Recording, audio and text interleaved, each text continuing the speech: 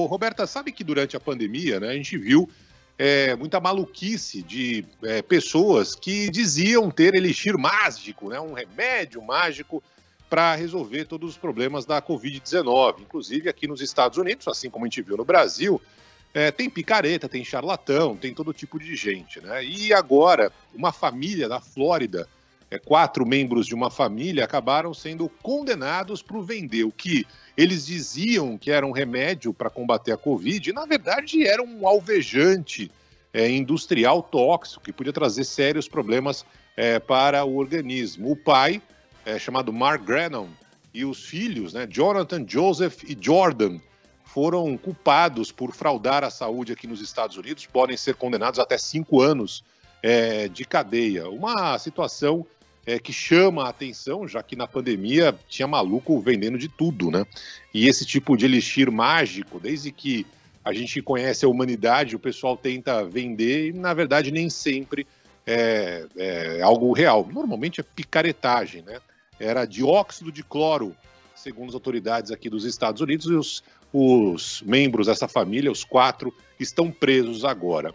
E eu estou começando o Band News Station falando sobre isso porque voltou uma discussão agora no Brasil, uma discussão que se tem no mundo inteiro, sobre o reconhecimento de uma área da medicina chamada homeopatia.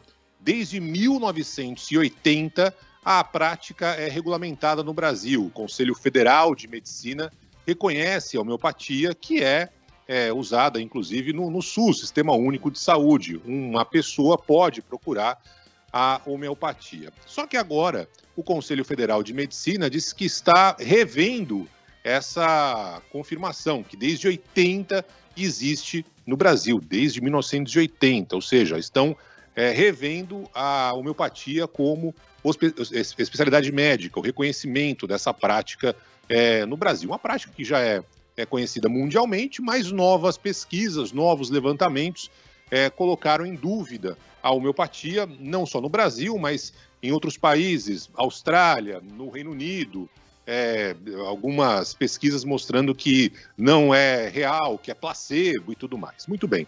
Eu vou dar aqui, minha gente, a minha experiência pessoal relativo a esse assunto, porque eu não tenho amores por quase nada nessa vida, além da minha família, dos queridos ouvintes da Band News FM e do São Paulo Futebol Clube, né? Então, política, para mim, não muda muito, no fim das contas é tudo meio parecido ali, homeopatia ou alopatia, né? Aí eu vou dar a minha prática de vida, porque a vida inteira eu fui tratado com alopatia, e quando eu casei com a minha esposa Michele, eu conheci um médico homeopata, que infelizmente não está mais entre nós, um ucraniano chamado Mikhail Antoniuk. E o Antoniuk era formado pela Universidade de São Paulo, médico pela Universidade de São Paulo, mas decidiu estudar homeopatia e se tornou um papa do assunto no Brasil. E a partir daí eu passei a ser tratado sempre com homeopatia. E os resultados que eu obtive no meu corpo foram muito melhores, mas assim, coisas que eu tinha desde criança e a alopatia nunca conseguiu resolver. A homeopatia resolveu com o Dr. Antoniuk. Quando o Dr. Antoniuk morreu, e a família da minha esposa, Michele, os pais, os avós, sempre foram tratados com homeopatia e com excelentes resultados. Bom, corta a cena. O Dr. Mikhail morreu, infelizmente já faz um tempo, e a gente foi procurar outros homeopatas, e os resultados não foram tão bons. Ou seja, a prática que estava dando certo com aquele médico, a gente não teve o mesmo resultado com outros médicos homeopatas. Até que, de novo, achamos um outro médico em São Paulo, não vem agora, ele está vivo, está bem e tal, o Dr. Zeus, que continua com o trabalho. Ou seja, você tem uma diferença entre profissionais, exatamente como acontece na alopatia. Ou seja, você tem médicos bons que resolvem problemas e tem médicos ruins, como tem jornalistas ruins, enfim. É uma situação normal de qualquer profissão. Infelizmente, não tem só casos bons, nem de um, nem de outro lado. Mas eu queria falar especificamente sobre a história do placebo, né? Que muita gente, muitos médicos renomados, pesquisadores, dizem que é placebo. Por quê? Porque os meus filhos, desde pequenos, o Rafa e o Tomás, que estão muito bem, obrigados, sempre foram tratados com homeopatia. E até hoje eles não têm a menor ideia o que é alopatia, o que é homeopatia. Eles simplesmente tomam um remedinho e curam a febre, curam a dor de barriga, curam sei lá o quê. Eu vou além. as minhas gatas todas, a minha cadela, todas sempre foram tratadas com homeopatia. Tem uma veterinária em São Paulo que a gente cuida, ela faz lá um videoconferência, que tem tal, toma um remedinho. Tem aí nos Estados Unidos? Tem, beleza, então compra aí. Ou em São Paulo, onde eu morava. E aí, como que você vai contar, explicar para um gato, para um cachorro, que ele está recebendo um produto na boca, e aí tanto faz, se homeopatia, alopatia, sei lá que tia que e que esse produto é um placebo, né? Então, numa boa, eu não vou entrar no mérito das pesquisas que são feitas, já que a cada dia aparece uma pesquisa nova. Eu não vou entrar no lobby da indústria farmacêutica, que a gente sabe muito bem que é um lobby gigantesco.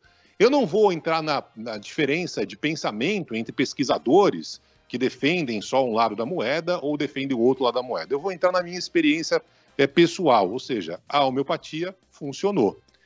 Em alguns casos, quando a homeopatia não funcionou, o que me parece é que o profissional homeopata não era dos melhores. Eu fui trocando até achar um que voltou a funcionar.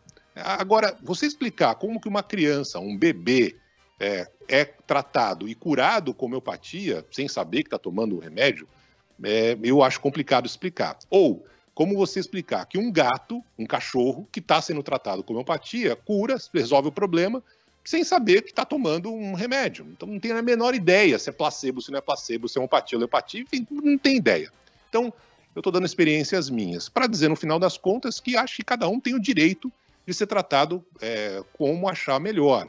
Não são todos os profissionais da rede pública ou da rede privada homeopata ou alopata que são bons, e aí vai de cada um tentar identificar ali o que é melhor para si.